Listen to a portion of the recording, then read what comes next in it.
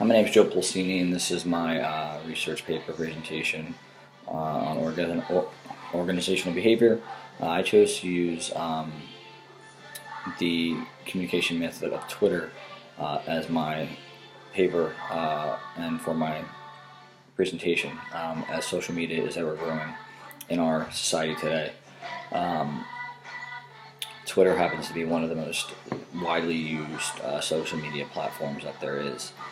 We look at Twitter and look at how many people are following someone, how someone can get across points in 140 characters or less is quite amazing, in the sense that it does it helps somebody to get what they want to say out there, but also limits their ability to say too much. Sometimes that can be a good thing.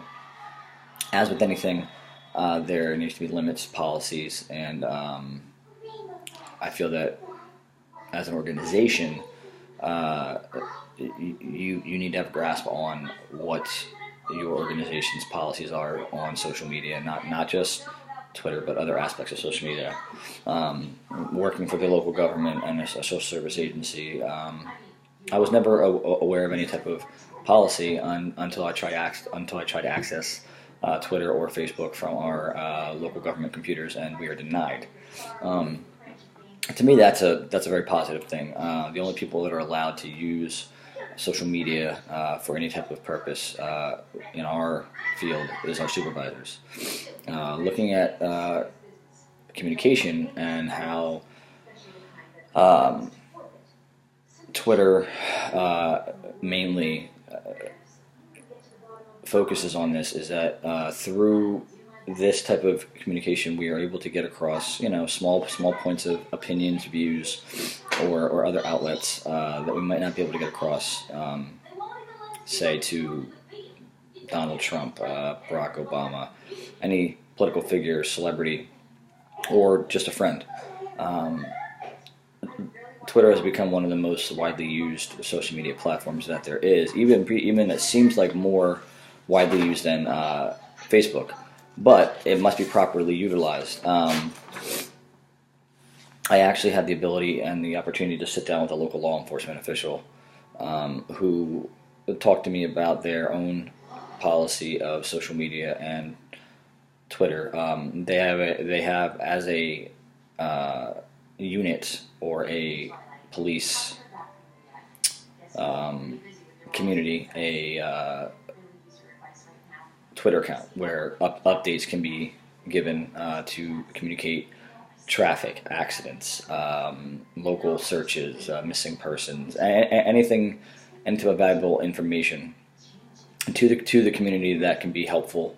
Um, and that is just one organization. I have not been able to find anything in my organization that we use, although we have our own website through NorthamptonCounty.org or .gov. We still do not have a Twitter or Facebook page available to us.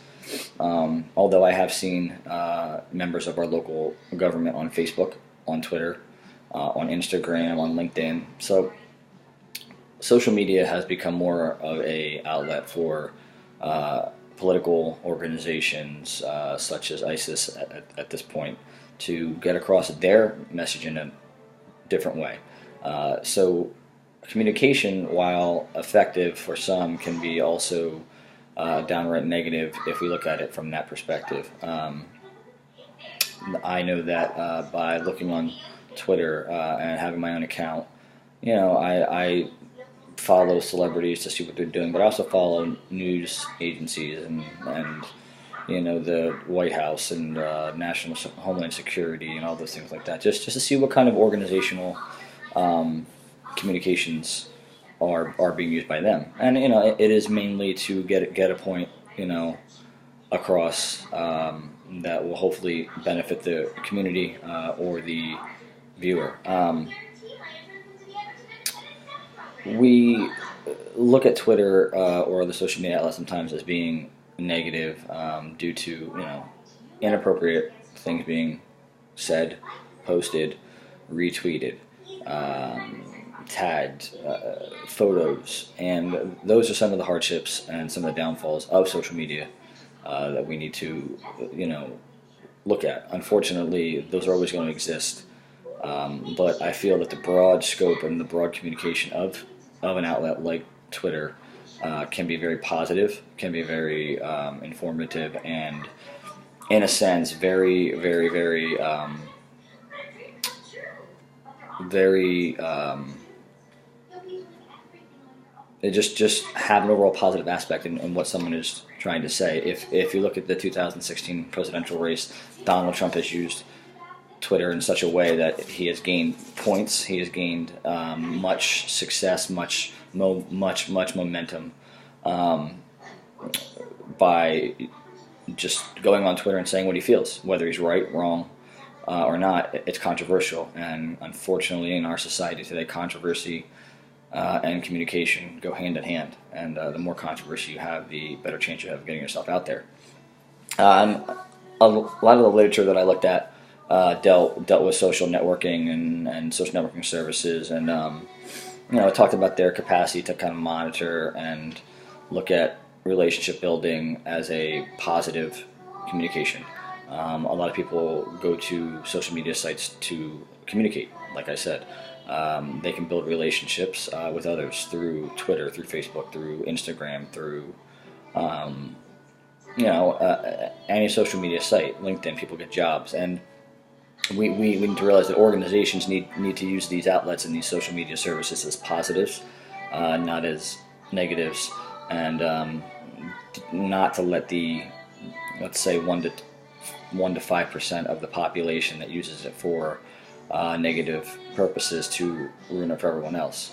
Now I know we have the ability to ignore, to block, and to just not follow someone if we feel that they're not, a positive piece of our communication, or we feel that our values do not connect. But overall, communication should be the key, as our, courses shown us. Communication in any organization is big.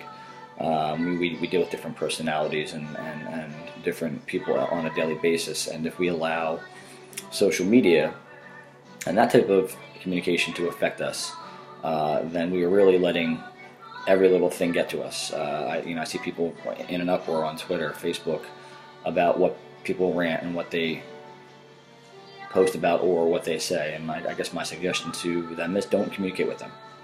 Don't befriend them. Don't follow them. Don't go out. And don't engage. The only way to have negative communication is to continue it and to focus on that. So, in conclusion, communication is very key in our society, in our world today, whether it be positive, negative, political.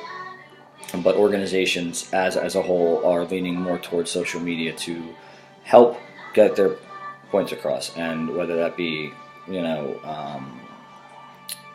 police, fire, the White House, political analysts, politicians, we are finding new ways to communicate, and social media, Twitter being, like I said, my main focus of my paper, was just one of them.